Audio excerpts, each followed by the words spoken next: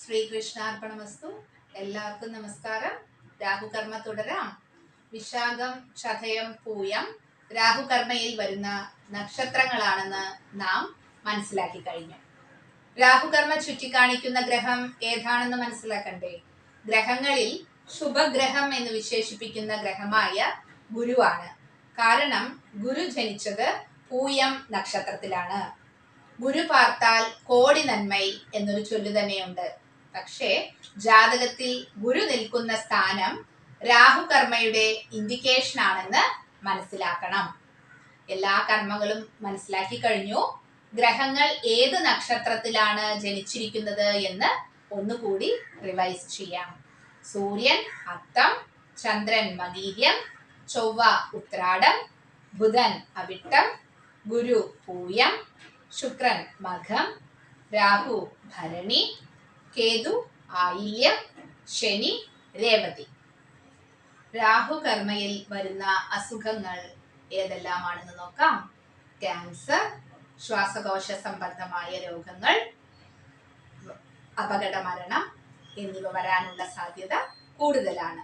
ഈ 3 നക്ഷത്രങ്ങൾ ഏതെങ്കിലും ഒന്ന് വന്നാൽ അവരുടെ പരമ്പരയിൽ ഇത്തരം രോഗങ്ങൾ വന്നിട്ടുണ്ടാവും എന്ന് മനസ്സിലാക്കാം. ഒരു വ്യക്തിക്ക് ഇത് സംഭവിക്കാൻ സാധ്യതയുണ്ടോ എന്നെങ്ങനെ മനസ്സിലാക്കാം? 3 സ്റ്റെപ്പ് ഉണ്ട്. ഇതിൽ ഏതെങ്കിലും ഒന്ന് മാച്ച് ആവുമ്പോൾ സൂക്ഷിക്കേണ്ടതാണ് എന്ന് ചുരുക്കം. 1. 6-ാം അധിപതി 9-ൽ, 9-ാം അധിപതി 6-ൽ, അല്ലെങ്കിൽ 6-9 അധിപതി ചേർന്ന് നിൽക്കുന്നത്. ദൃഷ്ടി വന്നാലും മതി. കാലപുരുഷന്റെ 9-ാം ഭാവമാണ് ധനുരാശി. അസുഖത്തിന് കാണിക്കുന്ന കള്ളിയാണ് 6-ാം ഭാവം എന്ന് പറയുന്നത്. അപ്പൊ 6-9 എന്നുള്ള കോമ്പിനേഷൻ വരികയാണെങ്കിൽ, 2. 6-ാം ഭാവാധിപന്റെ കൂടെ ഗുരു നിൽക്കുന്നത്. 3. 6-ാം അധിപതി പൂയം, ചതയം, വിശാഖം എന്നിവയിൽ ഏതെങ്കിലും ഒന്നിൽ വരിക. ഒരു കാര്യം പ്രത്യേകം ശ്രദ്ധിക്കണം. ഈ കോമ്പിനേഷൻ ജാതകത്തിൽ ഉണ്ടെങ്കിൽ ഭയപ്പെടരുത്. എന്തെങ്കിലും അസ്വസ്ഥത ഉണ്ടാവുമ്പോൾ തന്നെ വിദഗ്ധ വൈദ്യ പരിശോധന നടത്താനുള്ള ഒരു മുൻകരുതലായി ഇതിനെ കരുതാം. ഈ കോമ്പിനേഷൻ വരുന്നവർക്ക് എല്ലാവർക്കും ക്യാൻസർ പോലുള്ള അസുഖങ്ങൾ വരുമെന്ന് പറയുന്നില്ല. പക്ഷെ ഒന്ന് ഉറപ്പാണ്, ക്യാൻസർ വന്ന ഏതൊരാളുടെ ജാതകം നോക്കിയാലും ഈ 3 കോമ്പിനേഷനുകളിൽ ഒന്നുണ്ടാവും എന്നുള്ളത് ഉറപ്പാണ്. രാഹുകർമ്മ പരിഹാരങ്ങളിലേക്ക് ഒരു എത്തിനോട്ടം. പ്രധാനമായും ചെയ്യേണ്ടത് വർഷത്തിൽ ഒരിക്കലെങ്കിലും നമ്മുടെ പൂർവികരെ നന്ദിപൂർവം ഓർക്കാൻ വേണ്ടി പിതൃപൂജ ചെയ്യുക എന്നുള്ളതാണ്. 2. യാത്രകളുടെ ചുക്കാൻ പിടിക്കുന്നത് രാഹുവാണ്. അതുകൊണ്ട് തന്നെ പാവപ്പെട്ട ഡ്രൈവേഴ്സിനെ ഹെൽപ്പ് ചെയ്യുക. നമ്മൾ ഒരു യാത്രയ്ക്ക് പോകുമ്പോൾ ഡ്രൈവറിന് ഭക്ഷണവും റെസ്റ്റും കൊടുക്കുന്നുണ്ടോ എന്ന് ഉറപ്പുവരുത്തുക. കറുത്ത നിറത്തിലുള്ള പൂച്ച, നായ തുടങ്ങിയവരെ പരിപാലിക്കുക.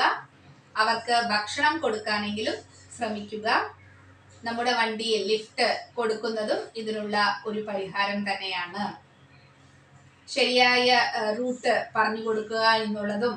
ഇപ്പോൾ ഗൂഗിൾ മാപ്പൊക്കെ വന്നതുകൊണ്ട് ഈ ഒരു പരിഹാരത്തിന് ഇന്ന് പ്രസക്തിയില്ല. എങ്കിലും ആ റൂട്ട് പറഞ്ഞു കൊടുക്കുക എന്നുള്ളതും രാഹുകർമ്മയ്ക്കുള്ള ഒരു പരിഹാരം തന്നെയാണ്. നാം ചെയ്തിട്ടുള്ള കർമ്മദോഷങ്ങൾക്ക് പരിഹാരം കർമ്മം ചെയ്യുക മാത്രമാണ് എന്ന് മറക്കാതെ ജീവിക്കുക. പൂജയും വഴിപാടും ധ്യാനവും നമ്മെ നല്ല കർമ്മം ചെയ്യാൻ പ്രേരിപ്പിക്കും എന്നുള്ളതാണ്. അടുത്ത ആഴ്ച ശിവരാത്രിയാണല്ലേ. ആ പ്രപഞ്ച ശക്തിയുമായി ലയിക്കാൻ ശ്രമിക്കാം കുറച്ചു ദിവസം എന്ന് വിചാരിക്കുന്നു. കൂടെ നിങ്ങളും ഉണ്ടാവുമെന്ന് പ്രതീക്ഷിക്കുകയാണ്. 100ാമത്തെ വീഡിയോ ആയിരിക്കും. ഇതെല്ലാം കാണുമ്പോൾ ഒരാളുടെ ജീവിതമെങ്കിലും ഇതിലൂടെ പോസിറ്റീവ് ആക്കാൻ കഴിഞ്ഞു എങ്കിൽ ഞാൻ കൃതാർത്ഥയാണ്. നന്ദി, നമസ്കാരം.